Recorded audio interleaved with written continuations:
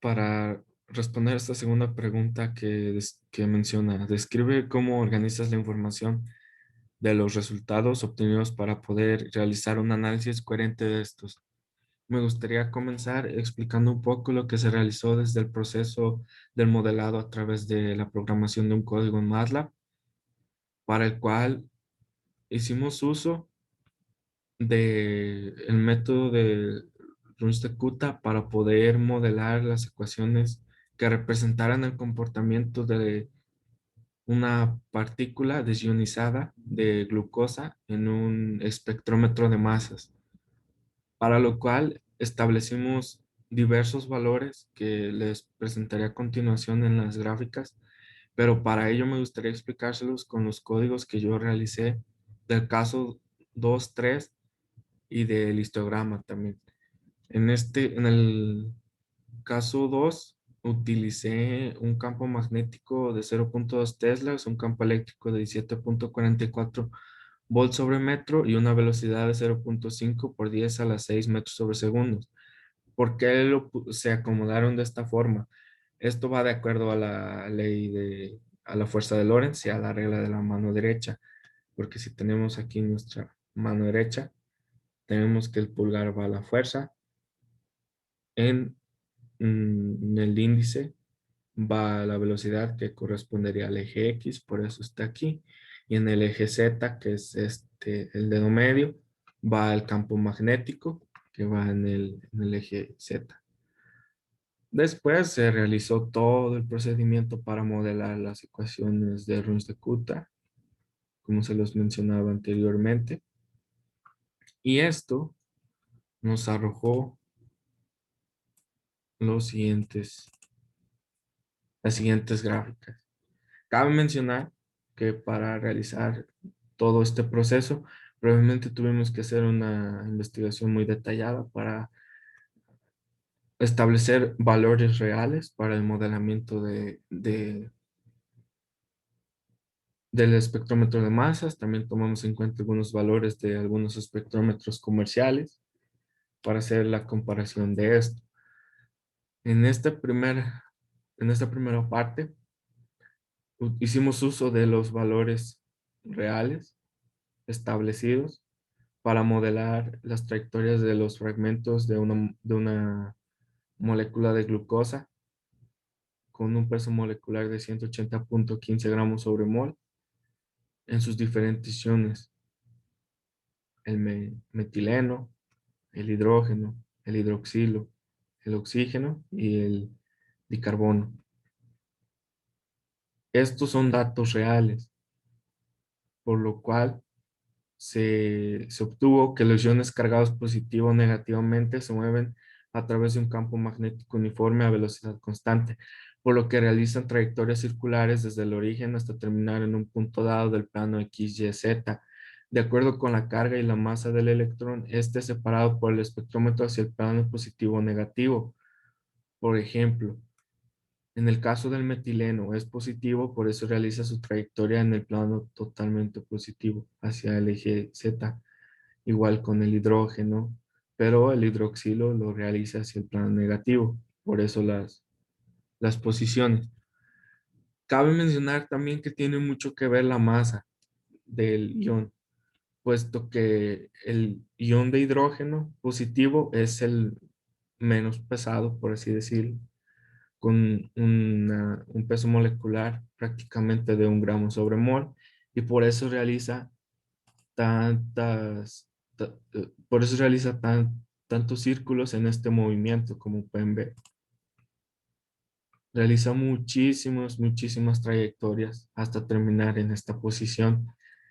mientras que el dicarbono, que es el ion negativo con más peso molecular de 24,02 gramos sobre mol, realiza el menor número de trayectorias de acuerdo a la molécula que fue analizada de glucosa. Esto se debe a que es el ion más pesado, por eso realiza el menor número de trayectorias. Posteriormente hicimos el modelado con nuestros datos reales, datos que nosotros investigamos de un modelo comercial de espectrómetro de masas, igualmente con la molécula de glucosa, y como pueden ver, las trayectorias ya no fueron circulares. Igualmente,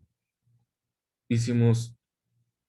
el modelado de la trayectoria cuando el campo eléctrico es cero. Y como pueden ver, el movimiento que realiza la partícula es perpendicular al eje, es paralelo, perdón, al eje y X. Esto se debe a que en ausencia del campo eléctrico, todas las partículas realizan trayectorias circulares paralelas en el plano XY, realizadas de igual forma en el plano positivo o negativo con respecto a la carga del ion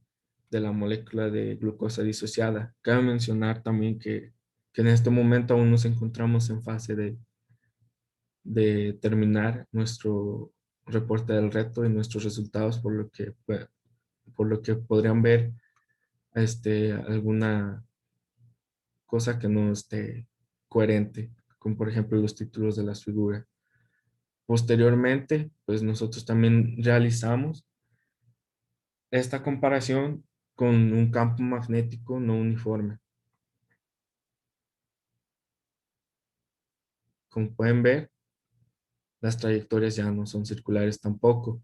por lo que podemos observar que la fuerza de Lorentz va disminuyendo paulatinamente. Las moléculas no logran seguir propiamente una trayectoria circular, como sucede con el campo magnético uniforme que vimos hace unos segundos en esas trayectorias. Por último, decidimos analizar unos casos especiales en el cual variábamos un campo magnético de acuerdo a los datos que se nos fueron proporcionados, datos reales. Como pueden ver, también hay una discrepancia, aunque, es, aunque hicimos la comparación con dos números con dos cantidades diferentes de campo magnético, y en unas sí se daban las trayectorias circulares, el que tenía el campo más grande de 2.5 teslas, pero con el campo de 1.25 por 10 a la menos 3 teslas o 1.25 militeslas ya no se daba esta trayectoria, ya que entre menos fuerte es el campo magnético, la trayectoria de las moléculas da menos vueltas completas y se vuelve menos circular. Incluso llega un punto en el que la trayectoria parece lineal. En este segundo caso, lo que se varió fue el campo eléctrico. Y como pueden ver, sí se siguen presentando estas trayectorias circulares. Esto debido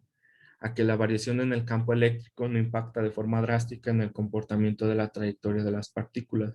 puesto que sigue siendo de forma circular y respecto al plano correspondiente. En un caso 3, lo que modificamos ahora fue la velocidad, la disminuimos, puesto que la pasamos de 0.5 por 10 a la 6 metros sobre segundos a 16 metros sobre segundos. Este dato lo tomamos de un modelo comercial y como pueden ver, ya no se daba en todas esa trayectoria circular, debido a que la velocidad también afecta directamente a la fuerza de Lorentz, causando que las partículas ya no se desplacen en trayectorias circulares debido a la velocidad muy baja con la que se mueven, a pesar de encontrarse en un campo magnético uniforme. Y pues bueno, esta es la razón por la que organizamos la información de esta forma para poder comparar cómo afectaba que el campo magnético fuera uniforme, que el campo magnético no fuera uniforme, que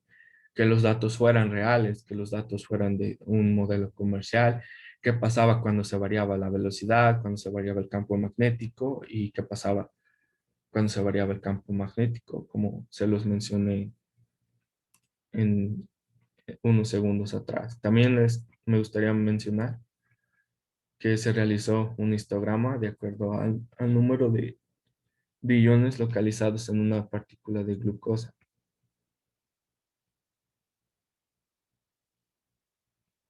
para identificar cuántos se encontraban de CH2+, del hidroxilo, del hidrógeno, del oxígeno y del carbono negativo.